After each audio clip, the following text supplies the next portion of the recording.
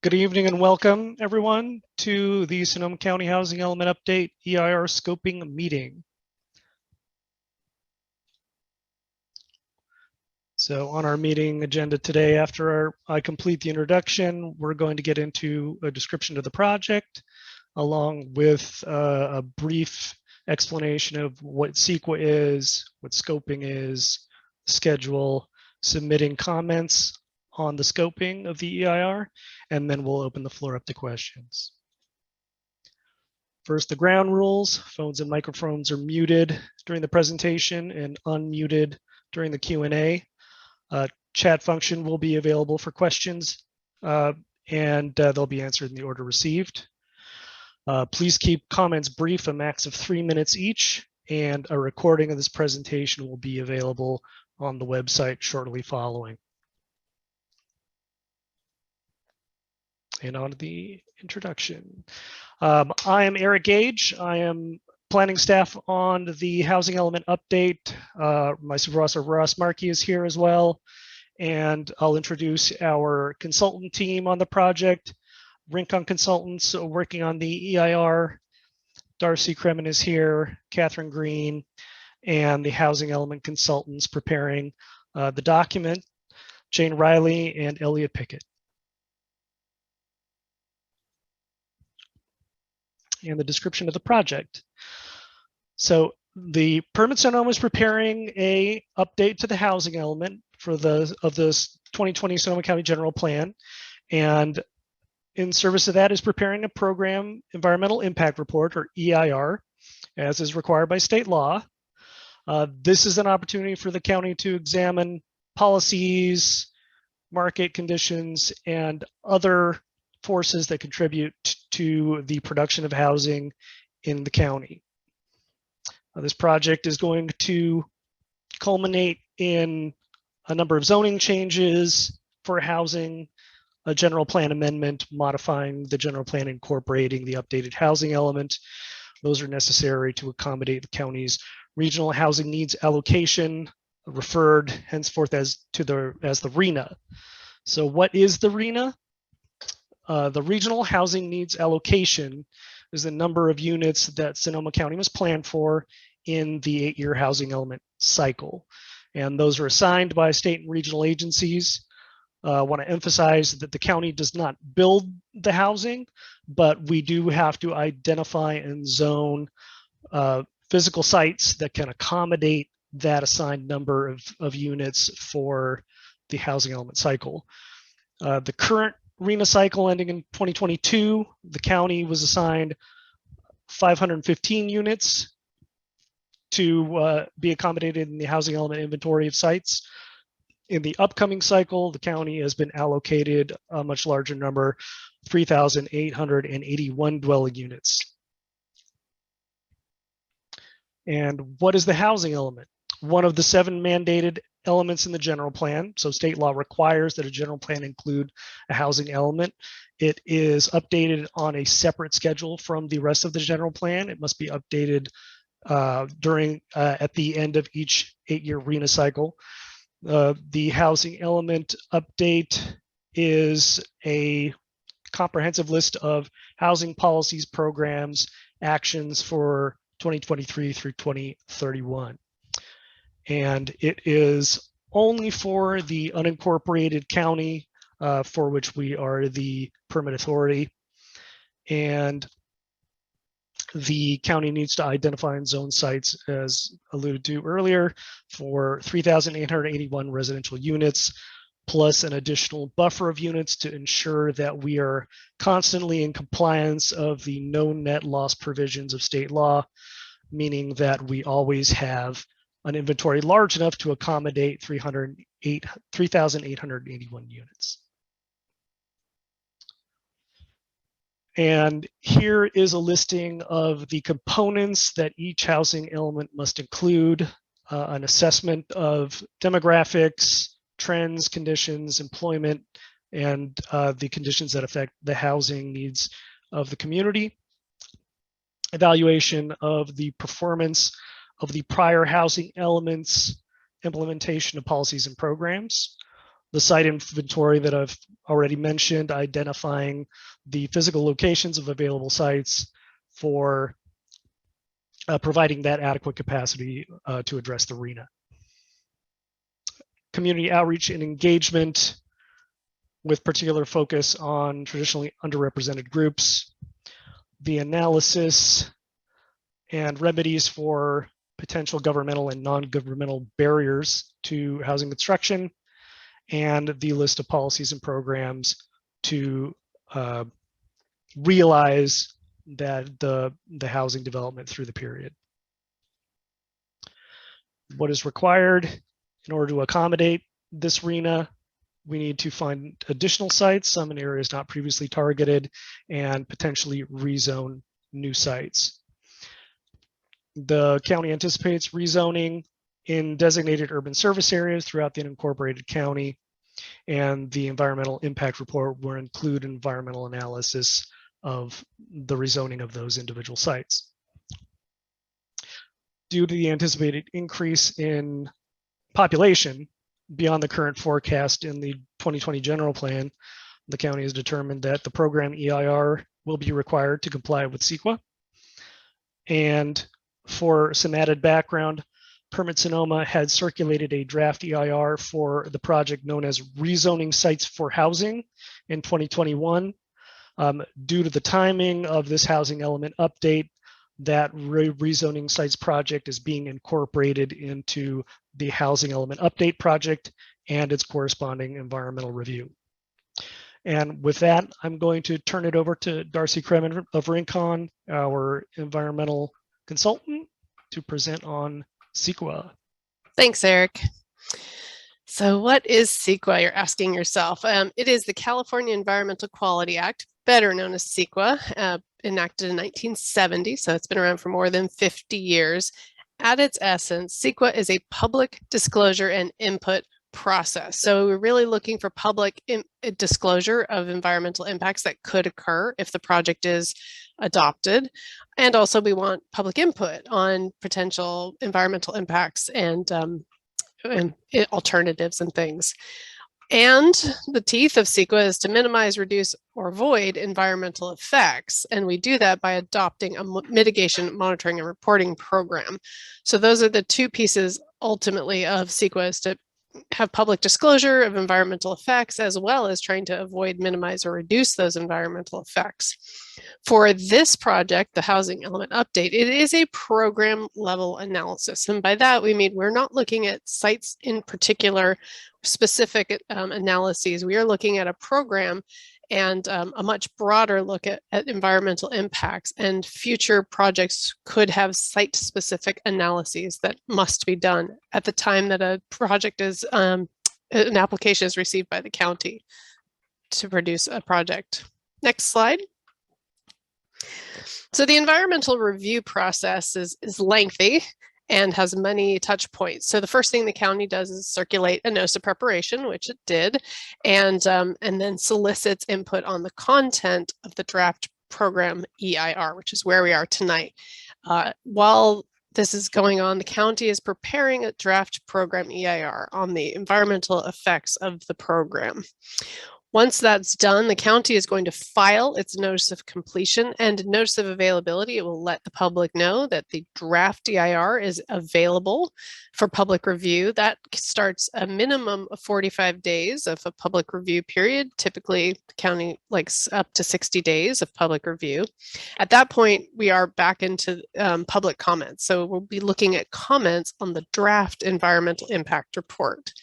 After we receive comments on the draft environmental impact report, the county will take those comments into consideration and start preparing a final program EIR. The final EIR will include response to comments, as well as errata or any other clarifications that are needed from the draft EIR. And then the county will publish the final EIR, prepare its findings of fact, and then have hearings before planning and also the County Board of Supervisors to ultimately make a decision on the project. CEQA must be complete before the county approves the project. Next slide. So when you see this very large EIR, there's some pieces in it that you'll need to know. We start with an introduction summary of the project. So we have an executive summary. It will have all of the pieces, what was analyzed, the mitigation measures and such, and try to, again, summarize what the EIR has in it. We'll have a lengthy project description. And then in each environmental impact analysis area, we have a settings, impact, and mitigation section. So that includes environmental settings, what's on the ground, it's considered baseline information. We will look at regulatory setting as well, what laws and regulations already exist to minimize or reduce environmental effects.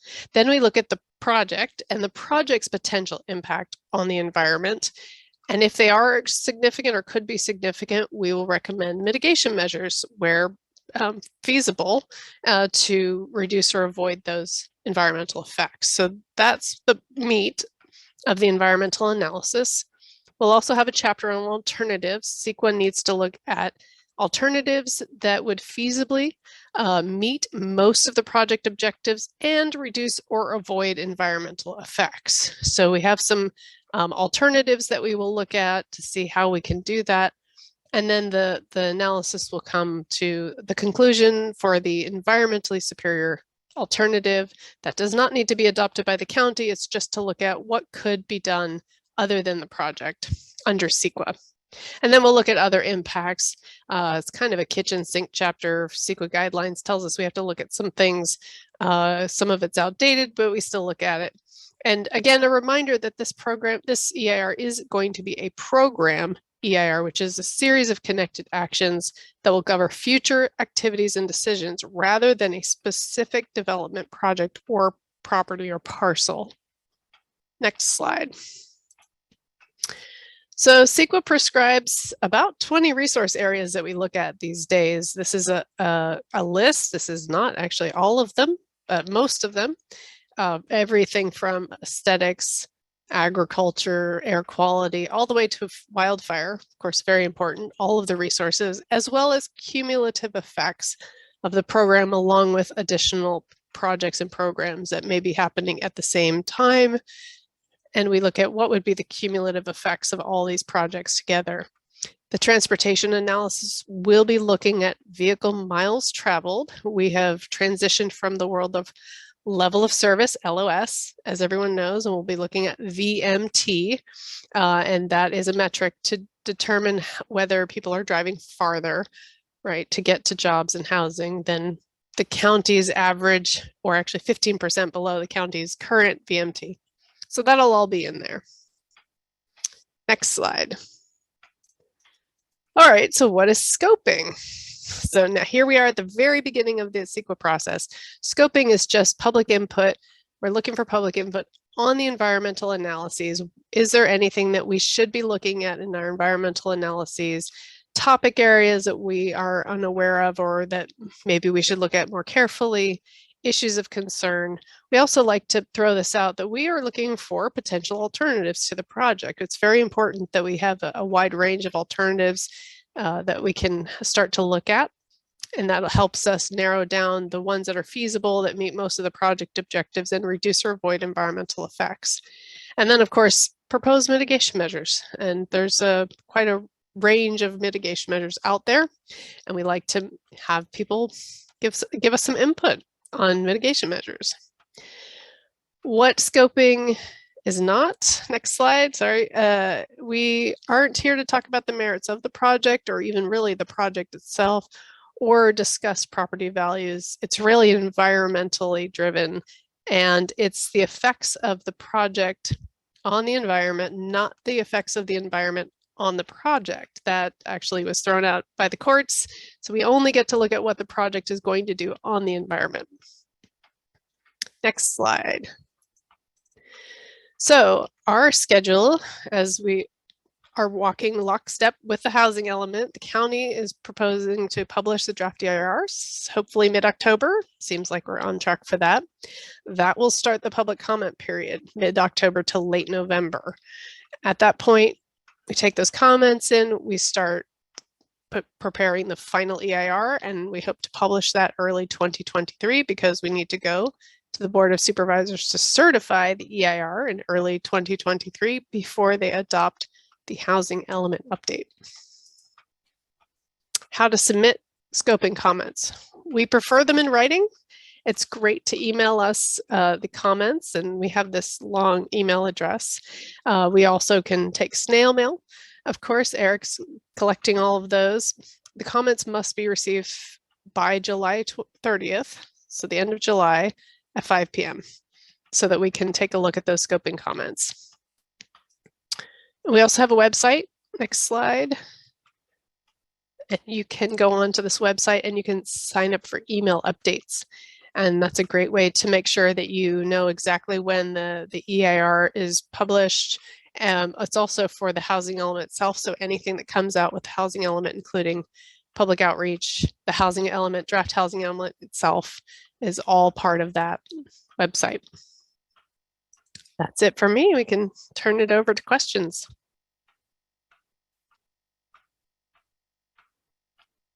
Okay, and I apologize to our attendees.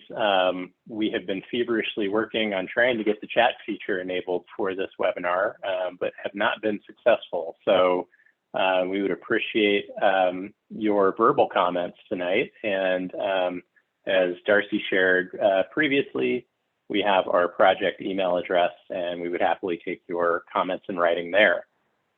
So we can take our first few questions. And if you are not familiar with the Zoom meeting process, we ask that you raise your hand, and you can do so from finding the controls at the bottom of your screen if you're on Windows or Mac app.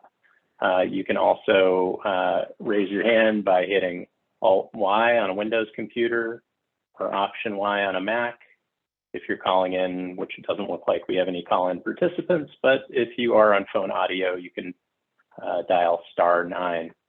So it looked like Caitlin was our first, has our first question with the hand up here. So I'm going to allow you to talk, Caitlin, and then we'll take comments or questions one at a time here. Hi, thank you all. I have two questions. One is, to what extent does the EIR for the housing element reduce or eliminate CEQA requirements for projects on down the line undertaken under the housing element? That's my first question. My second question is, to what extent can investments in transit be used to mitigate the environmental impacts of new housing?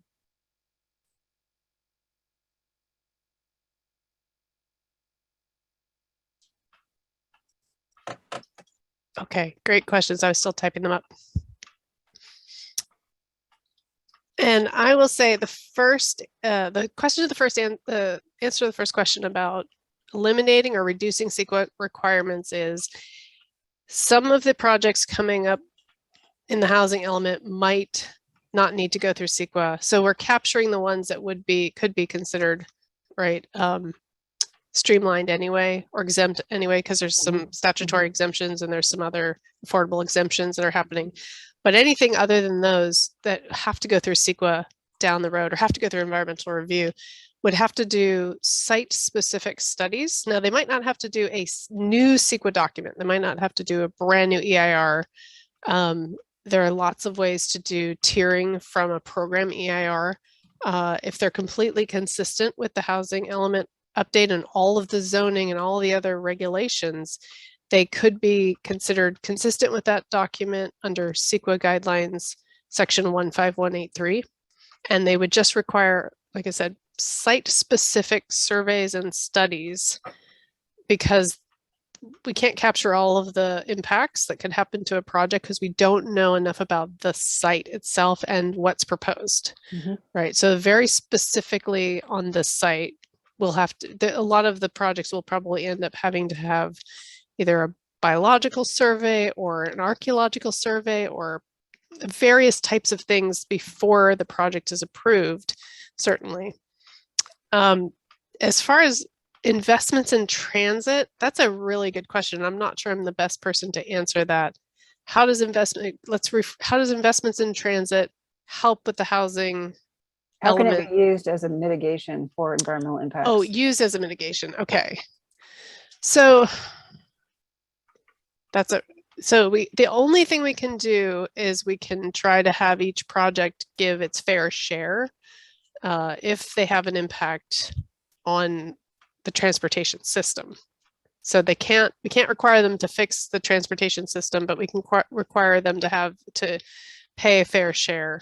And I don't know if the county already has a transit fee. I know they have a transportation fee, but I don't know if any of that goes to transit right now. That's a good question.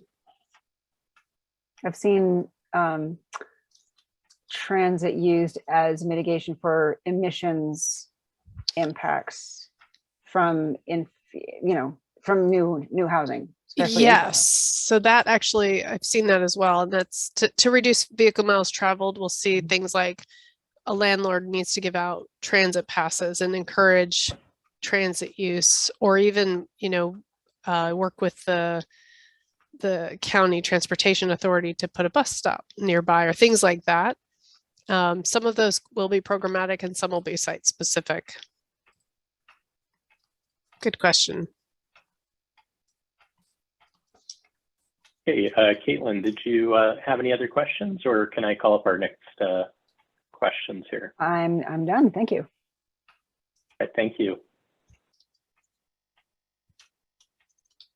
Okay, looks like up next we have Fred Allback. Fred, I'll allow you to speak here. Thank you.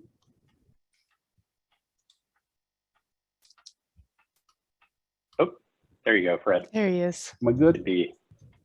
Yep. Okay. I have a couple questions. One is I'm imagining the environmental impacts of rezoning certain USAs would really amount to kind of upzoning areas that are maybe, lower density.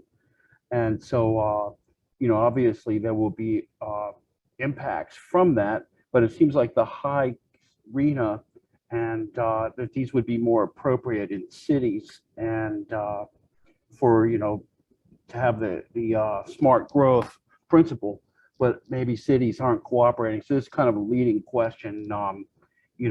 This kind of puts the county in a bad spot, but there's really nothing you can do. It seems like that you're going to have to upzone, and there's going to be the impacts, and tough luck because there's 3,800 units that have to be accounted for in unincorporated. So that's sort of a leading question. And the other one is can the CEQA impacts be lowered by extending transit to a particular site or project? For example, like say on 8th Street East in Sonoma, if there was transit there, that would lower workforce housing environmental impacts for that area.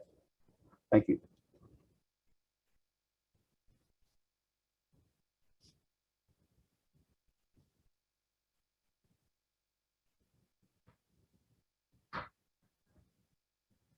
Oh, excuse me, Darcy, I think we may have lost your audio. No. Oh, are you sure? Yes. Okay, good. Might freak them out. Oh, Well, we lost contact here. No, we still don't hear you, Darcy. Uh, There we go. oh, okay, I'm back. I'll try not to touch anything. I was trying to type. Well, Fred, your first question was leading, and we don't control the RENA. I'm sure Jane can answer that. But the second question about transit is definitely a good one. I'm putting that in my scoping notes, and I'm not a transportation expert by any means.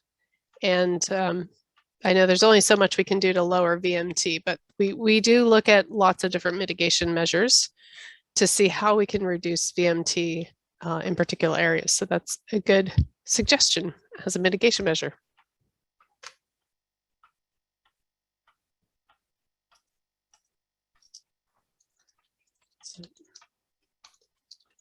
Eighth Street, right? Yes. Okay.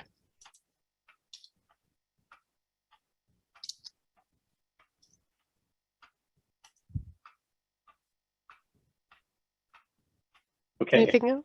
Yep. Fred, did you have any other questions, or can we call up our next attendee? I have more, but I'll wait till a later date. Thanks. Okay, great. Thank you, Fred. Okay, so up next I see Martha. Martha, I will pull you up and allow you to speak here. And if you could unmute yourself, we can take your question.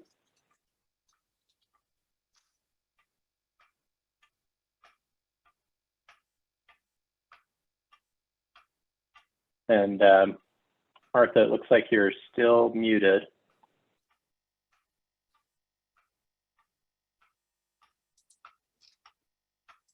If you're having trouble unmuting, you could try to, see, I can try and prompt you here.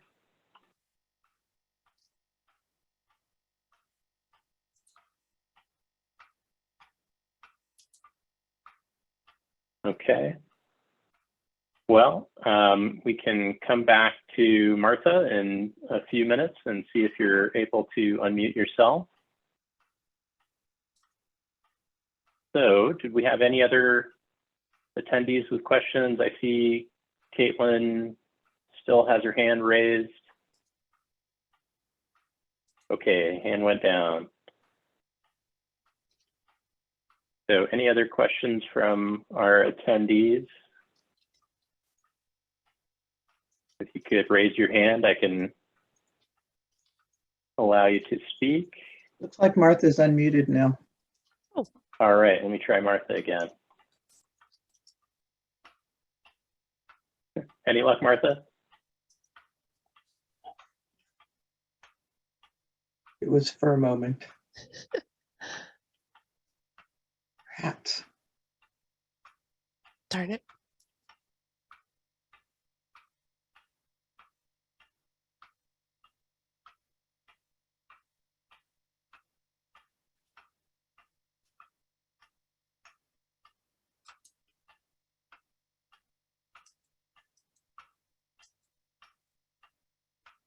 Okay, I'm sorry you're having trouble there, Martha. We have Fred has raised his hand again. So why don't we try with Martha again before we finish up? I changed my mind. I have Okay, one more Fred. question. Sure. I was curious about the impacts of population and housing as being like in the same category as VMT and fire. And so I'm just thinking about, for example, the spring specific plan and population and housing is an impact. And so does that mean things like things that might cause displacement, or how is population and housing, how does that square out as an environmental impact, and what kind of things are cumulative things are going to be considered to that affect that, like for example low wages or things like that? So we're pretty prescribed with what we look at for population and housing.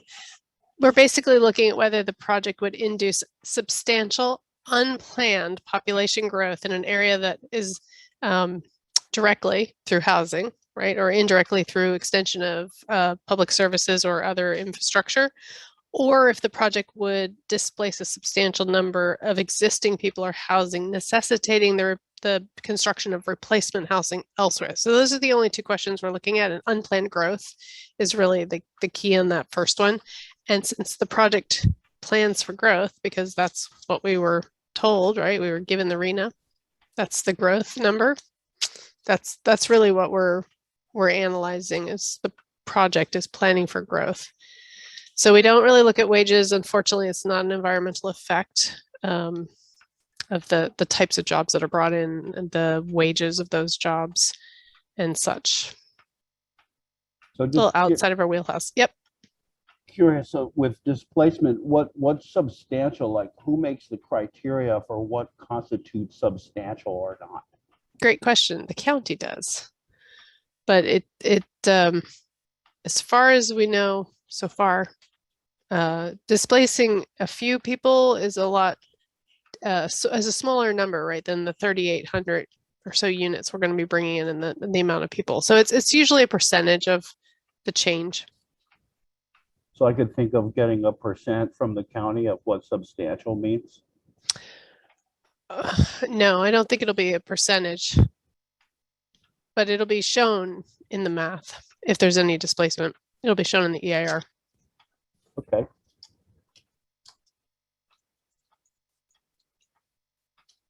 Okay. Thank you, Fred. And let's try with Martha one more time. I have an idea that may work for you, and then we'll go to Caitlin after Martha.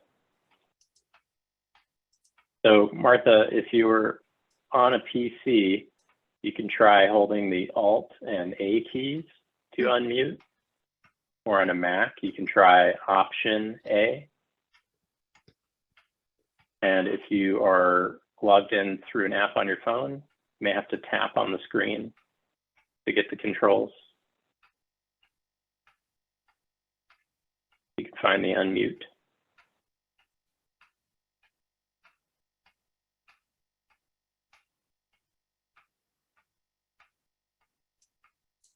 Okay, well, maybe we'll just leave Martha able to speak and see if she can unmute.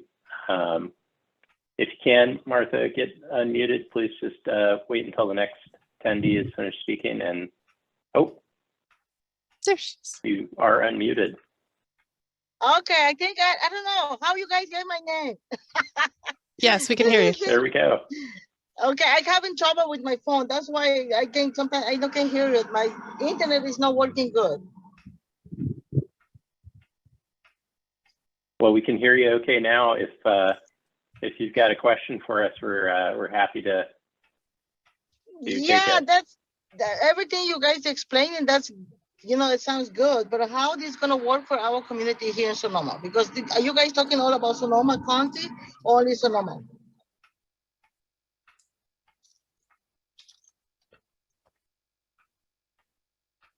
Jane, we're talking the county. Okay, that's why that's how you expect to say. Okay, they're talking about the county. They're not talking about Sonoma, so only Sonoma. Correct. It's the unincorporated areas of Sonoma outside of Okay. city limits. Okay, if somebody can say something, or I don't know. I'm not Thank sure. you. Okay. Sorry, I wasn't sure I Okay. was answering the question. Thank you, Martha. Okay, so up next, we have another question from Caitlin. Thanks. Yeah, Fred reminded me about this displacement issue. In the spring specific plan, the draft plan said that there wouldn't be displacement because there would be more homes built, and therefore, the planning area would be able to accommodate more people total. So therefore there wouldn't be displacement. But I think that's an insufficient approach to displacement. So I'm curious what you are thinking about, and maybe you already answered this and I didn't quite get it, but I think displacement, when most people think about displacement, it means the people who are living somewhere now, if their property or their building is redeveloped, does that mean that they get booted and they probably have to leave the area because what gets rebuilt there is going to cost more than what they were in before? So protection against that kind of displacement, I think, is really critical. And I understand it's not, it doesn't seem like it's maybe a CEQA topic, but it does seem like something that the housing element really should address, because of how many thousands of people have already had to leave the county because they can't afford to live here and will in the future unless we do something different. So I just wanted to put that on the table. And I might, going back to one of my first questions about transit, I do think the county, and I know I've sent something in about this at some point, I can resend it. The state has been using transit and infill development as mitigation for emissions caused by new housing. And I think that's a really good thing to do, that the county should do. So I'll try and find those references and resend them. That'd be great. But I do have that question about displacement. Hi, Caitlin. So Hello. just FYI, housing element law does dictate replacement housing requirements for sites that we're using from a previous housing element. So for all of those sites, we will have, under law, there will be replacement housing requirements to avoid displacement. And I know you've been following along in the housing element preparation process and have heard the hack and some of their recommendations, and so I think there will be some displacement language related to affirmatively furthering fair housing. But I want to stay in the CEQA box here, so I don't want to talk too much about upcoming policies, but it's absolutely something that will be looked at carefully. Thank you. You got a little preview and you'll get the draft housing element that you can read through cover to cover. It's going to have a lot of good, juicy information in it. Which, by the way, it would be amazing to hear tonight anybody's best guess about timing on that. The public review draft, Yeah, October. thank you. That's my best guess. Staff may say something different. Yeah, I think we're trying to release both the draft EIR and the draft housing element concurrently. Ah, that's the goal. Okay, thank you, Caitlin. I don't see any other hands raised at the moment. So if you do have a question, like Fred's got his hand up again. So let's call Fred up. Oh, thank you for pulling the contact information up. Hi, am I on? You are on, Fred. So I just want to tag team a little bit with Caitlin on the theme of displacement and to mention that like the urban renewal effect, that's something that's known from the past, that redevelopment does cause displacement. And so so I would imagine then that the housing element, the environmental impacts would have to be related to, in the housing element, how much deed restricted housing would be able to be built, or that it would stay there as no net loss, because we certainly can't rely on the market to do that, because that just goes against all evidence that we've seen of real estate, particularly in Sonoma Valley. It just never goes down unless it's deed restricted. So I just wanted to caution against the urban renewal effect and assuming that market rate housing could offset displacement of people, because even people who are making median income can't afford prices. So so there has to be some kind of peg back to current market conditions and the amount of deed restricted housing that would actually affect displacement. And like Caitlin said, it has been substantial. So I just wanted to put some of those thoughts out for you to put in your hopper. Thanks. Great, thank you. Thanks again, Fred. Okay, and Caitlin, I see that your hand is still up. Or is that a residual hand, or did you have another question? Okay. Sorry, I just didn't take my hand down. Oh, that's okay. Thank you. All righty. So do we have any other questions from our attendees? And I have put up the comment submittal slide, so you have that contact information if you represent a member organization, someone who couldn't come here tonight, or if you think of a question later, you can always shoot it via email to the email on the screen.